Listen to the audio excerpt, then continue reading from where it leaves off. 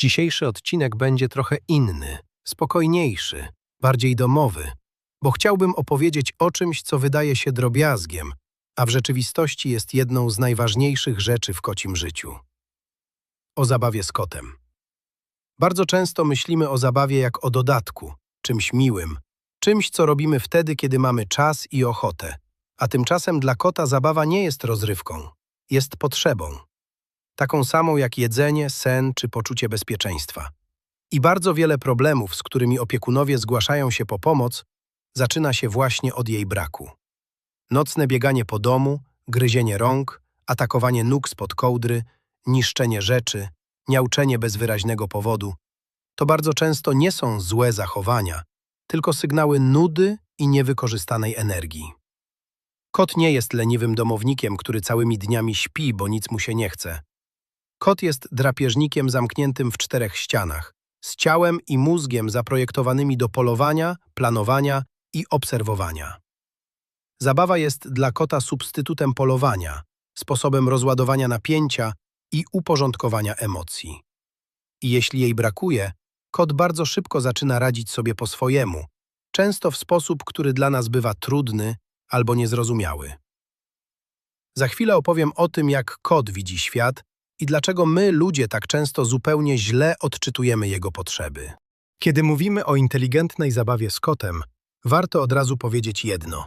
Nie chodzi o to, żeby kot był zajęty, tylko żeby był spełniony. Dla kota dobra zabawa to nie jest przypadkowy ruch ani przedmiot, który nagle pojawia się przed nosem. To proces, który bardzo przypomina polowanie. Jest moment obserwacji, jest napięcie, jest czajenie się, potem pościg i wreszcie sukces. I dopiero ten sukces przynosi kotu ulgę i spokój. Dlatego tak wiele popularnych zabawek, które z naszej perspektywy wyglądają atrakcyjnie, wcale nie działają tak dobrze, jakbyśmy się spodziewali. Klasycznym przykładem jest laser. Kot biegnie, skacze, wygląda na zaangażowanego, ale nigdy nie łapie ofiary. Zabawa się kończy, a napięcie zostaje w ciele. U niektórych kotów prowadzi to do frustracji, rozdrażnienia albo nadpobudliwości, które trudno później połączyć z tym, co było przyczyną. Inteligentna zabawa zawsze powinna mieć finał. Coś, co kot może złapać, dotknąć, przytrzymać łapami, a najlepiej jeszcze zabić i po chwili spokoju odejść. Warto też obalić mit, że dobra zabawa wymaga drogich gadżetów. Bardzo często najlepsze są rzeczy najprostsze. Kartonowe pudełko, papierowa torba, kulka z papieru, sznurek, kawałek tektury, który udaje poruszającą się ofiarę. To nie przedmiot jest kluczowy, tylko sposób, w jaki go używamy.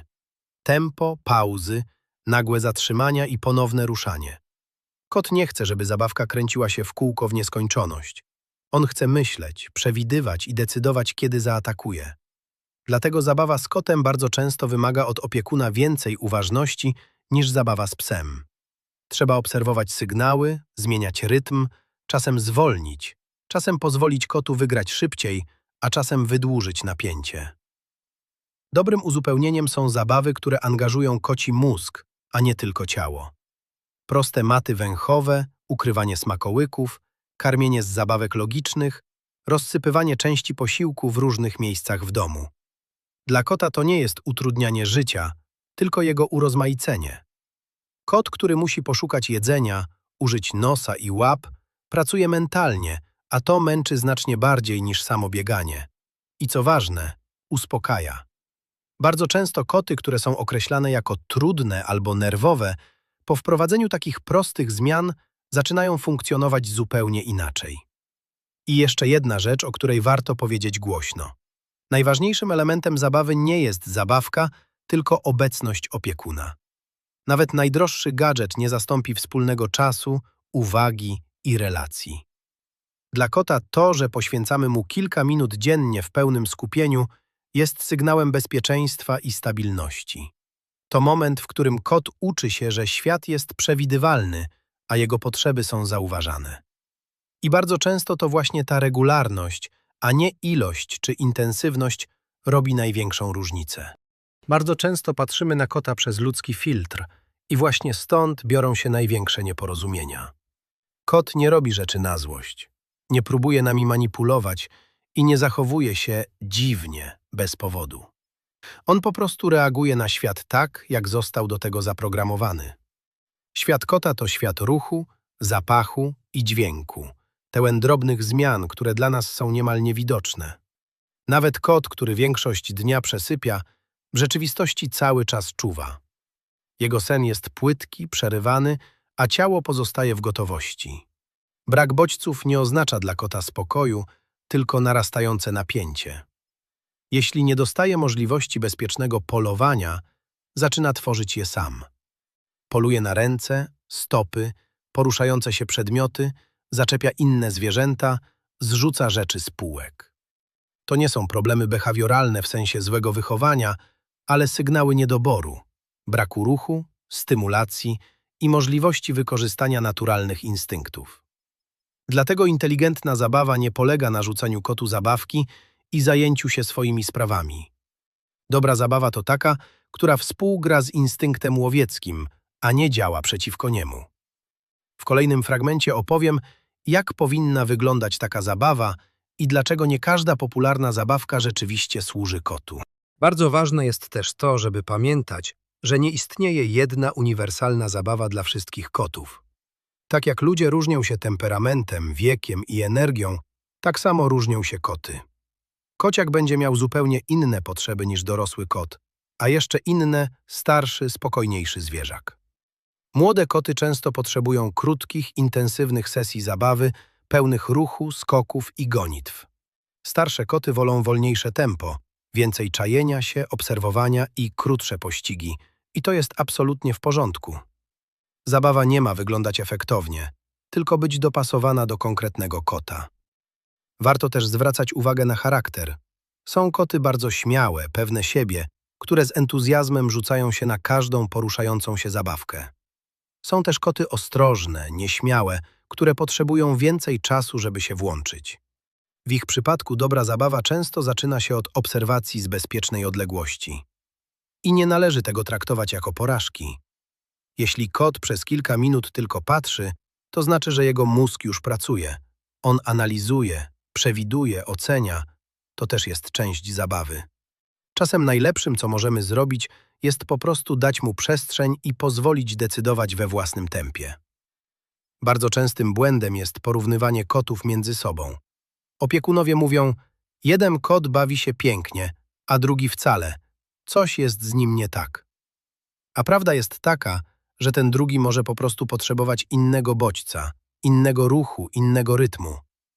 Niektóre koty wolą zabawki, które suną po ziemi, inne reagują na ruch w powietrzu. Jeszcze inne najlepiej bawią się w półmroku albo wieczorem. Warto testować, obserwować i nie zniechęcać się zbyt szybko. Osobnym tematem są koty starsze, chore albo po przejściach. W ich przypadku zabawa pełni często rolę terapeutyczną. Pomaga utrzymać sprawność, poprawia nastrój, daje poczucie kontroli nad własnym ciałem. To nie muszą być długie sesje. Czasem wystarczą 2 czy 3 minuty spokojnej, przewidywalnej aktywności. Dla takiego kota to sygnał, że nadal jest ważny, nadal uczestniczy w życiu, nadal ma swoje miejsce w relacji z opiekunem. I jeszcze jedna rzecz, o której rzadko się mówi. Zabawa to nie tylko ruch, ale też komunikacja. Podczas zabawy uczymy się kociego języka. Zaczynamy zauważać subtelne sygnały. Kiedy kot jest jeszcze zainteresowany, a kiedy ma już dość. Kiedy chce kontynuować, a kiedy potrzebuje przerwy. To bardzo wzmacnia relacje i sprawia, że codzienne życie z kotem staje się spokojniejsze i bardziej przewidywalne. Kot, który czuje się rozumiany, rzadziej się frustruje i rzadziej reaguje agresją czy nadmiernym pobudzeniem. Na koniec warto powiedzieć coś bardzo prostego, ale jednocześnie niezwykle ważnego. Zabawa z kotem to nie jest kolejny obowiązek do odhaczenia na liście. To forma rozmowy. To moment, w którym na chwilę schodzimy z własnych spraw i wchodzimy w koci świat z jego rytmem, zasadami i potrzebami. Kilka minut dziennie poświęconych w pełnym skupieniu potrafi zmienić bardzo dużo. Kot, który ma regularną możliwość rozładowania energii i wykorzystania instynktów, jest spokojniejszy, bardziej zrównoważony i po prostu łatwiejszy w codziennym życiu. ale co równie ważne, zaczyna nam bardziej ufać. Widzi, że jego potrzeby są zauważane i respektowane. Warto też pamiętać, że zabawa może stać się rytuałem, stałą porą dnia, przewidywalnym momentem, na który kot czeka. Dla wielu kotów taka przewidywalność jest niezwykle kojąca. Świat staje się bardziej zrozumiały, mniej chaotyczny. A po dobrze poprowadzonej zabawie często przychodzi to, na czym najbardziej nam zależy – spokój. Kot odpoczywa, zasypia, wycisza się. Nie dlatego, że został zmęczony, ale dlatego, że jego potrzeby zostały zaspokojone. I jeśli wśród naszych słuchaczy są osoby, które na co dzień żyją z psami i dopiero odkrywają koci świat, warto podkreślić jedno. Koty komunikują się subtelniej. Ich potrzeby bywają mniej oczywiste, ale są równie ważne. Zabawa to jeden z najlepszych sposobów, żeby ten świat lepiej zrozumieć i zbudować relację opartą na uważności, a nie na domysłach. Nie trzeba robić wszystkiego idealnie. Wystarczy chcieć się uczyć, obserwować i próbować. Koty naprawdę to doceniają, choć rzadko okazują to wprost. Jeśli mielibyśmy zostawić jedną myśl na koniec, to właśnie tę. Zabawa z kotem nie jest dodatkiem do opieki. Jest jej integralną częścią. I czasem te kilka minut dziennie spędzone na wspólnej aktywności znaczą więcej niż najlepsza karma czy najdroższa zabawka. To inwestycja w spokój, relacje i dobre wspólne życie.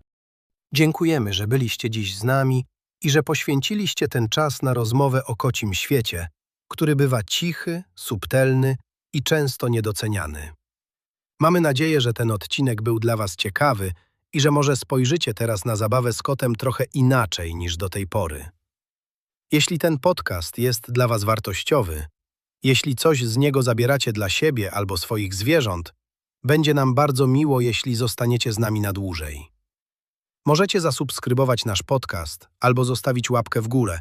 To naprawdę pomaga nam docierać do kolejnych słuchaczy. Mamy też ogromną nadzieję, że w przyszłym tygodniu znów się tu spotkamy przy kolejnym odcinku i kolejnej spokojnej rozmowie o zwierzętach i relacji z nimi. Do usłyszenia.